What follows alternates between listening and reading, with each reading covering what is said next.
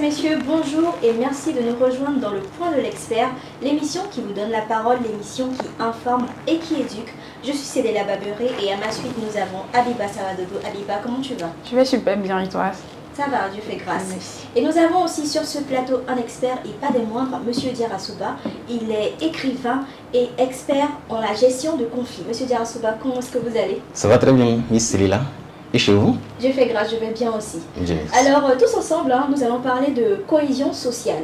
Et pour ce faire, nous avons tendu notre micro, nous sommes descendus dans les rues d'Abidjan et nous avons adressé la parole, demandé les avis de ces personnes-là qui nous suivent, mais également de ces personnes lambda, car c'est l'affaire de tous.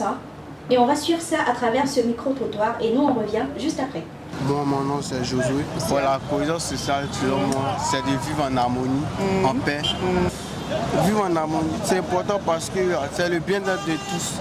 C'est pour le bien-être de tous. Moi, c'est M. Koulibaly Mohamed. Puis, avec des autres, là, moi, je vois que, bon, vivre tranquillement, sois gentil avec tes voisins, sois gentil avec tes voisines. Voilà, la bonne coopération, je ne sais pas comment il faut dire.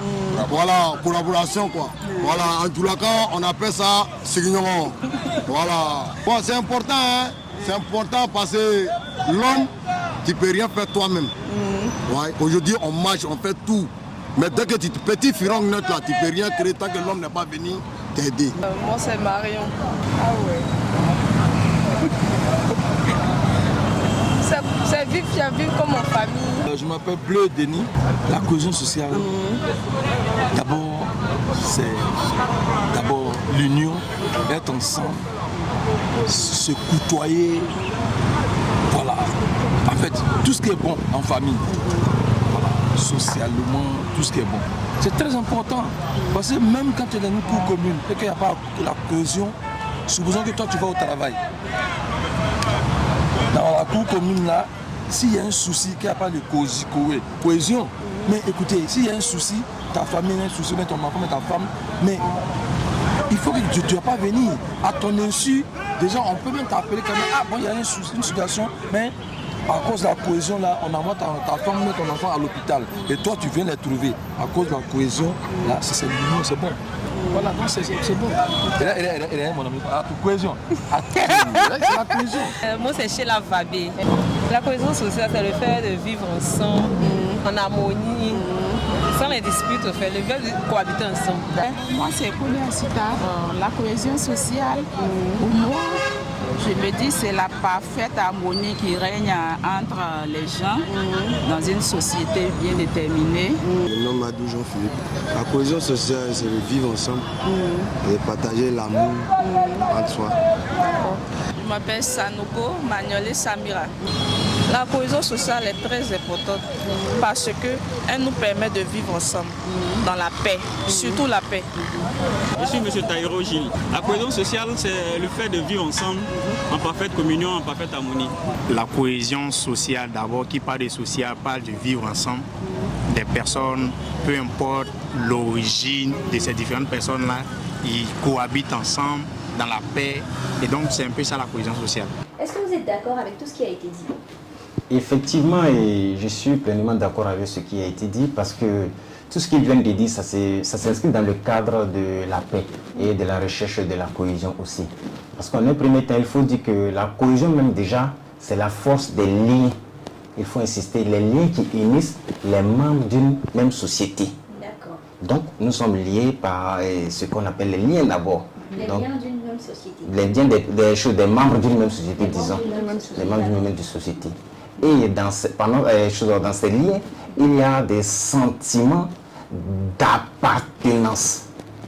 C'est-à-dire, on sait qu'on a quelque chose en commun. Donc, c'est autour de cette chose-là que nous allons définir les valeurs à défendre. Et si, à partir du moment que chacun se retrouve dans ces valeurs-là, vraiment la cohésion devient encore plus facile. Et elle est respectée par tous.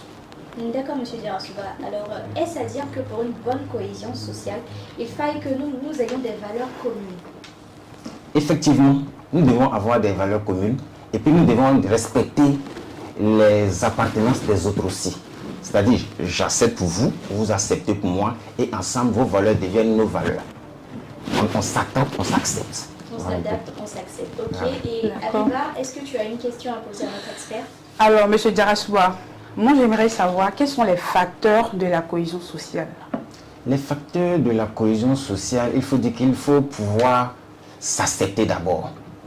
Et puis, il faut reconnaître que à partir du moment qu'on appartient à la même communauté ou on appartient à un même territoire déjà, on est obligé de vivre ensemble. Et dès qu'on est obligé de vivre ensemble, il faut créer les conditions. Dans notre communauté, dans notre petite société, on peut se fixer des principes.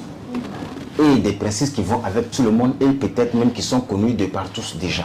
C'est-à-dire ce qui n'est pas bon, on connaît les règles du pays déjà. C'est-à-dire la base même, d'abord ce sont les règles du pays, nos lois. Donc, une fois qu'on respecte nos lois déjà, ça nous permet quand même d'éviter beaucoup de désordres. Et nous maintenant, peut-être avec les principes de certaines personnes, on s'adapte à ces principes-là. Les principes moraux, les principes religieux aussi peuvent corroborer la cohésion sociale. Effectivement, le monsieur, il a sa religion, vous avez votre religion. Je respecte ta religion, tu respectes ma religion. Ça crée l'harmonie. On le voit même avec nos aînés et qui s'entendent bien, les chrétiens, les musulmans, et avec même les animistes, tout ça, toute autre religion, les gens arrivent quand même à bien s'entendre sur les valeurs de chacun. Je vous accepte, vous m'acceptez. N'est-ce pas? Et est-ce que alors on peut résumer en 3 critères, par exemple, la cohésion sociale, pour une bonne cohésion sociale? Si on devait donner 3 principes, quels seraient ces principes-là selon vous? Et la cohésion sociale, d'abord, il faut valoriser les liens qui sont entre nous. D'accord. Une fois qu'on respecte les liens qui sont entre nous, ça nous amène vraiment à nous respecter encore mieux. Et puis respecter notre environnement, et puis respecter notre pays aussi. C'est très important. Il faut respecter les règles du pays. D'accord. Donc, vous voulez dire que les liens renforcent la cohésion sociale entre les ethnies, entre les religieux et tout. Voilà. Qu'est-ce qui provoque, je peux dire, qui pose un problème à la cohésion sociale? Ce qui pose problème à la cohésion sociale, c'est parce qu'en fait, aujourd'hui, on se laisse un peu aller derrière les politiques pour oublier nous-mêmes nos valeurs.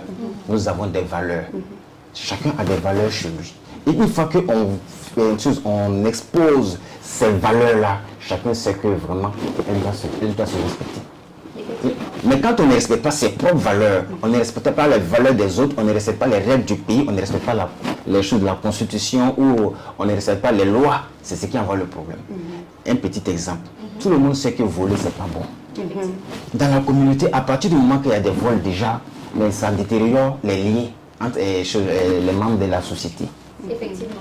Et dans la communauté aussi, chacun est un peu orgueilleux, chacun a ses valeurs. Mais une fois que tu ne respectes pas les valeurs de l'autre, ça ne marche plus.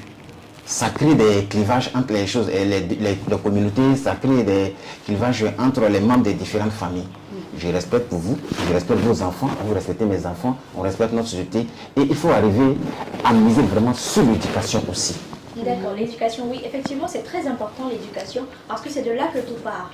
Voilà, parce que nous n'avons pas besoin d'appartenir forcément à une religion, je me dis, quel que soit le lien de cette communauté, pour apprendre certaines valeurs qu'on peut très bien apprendre à la maison.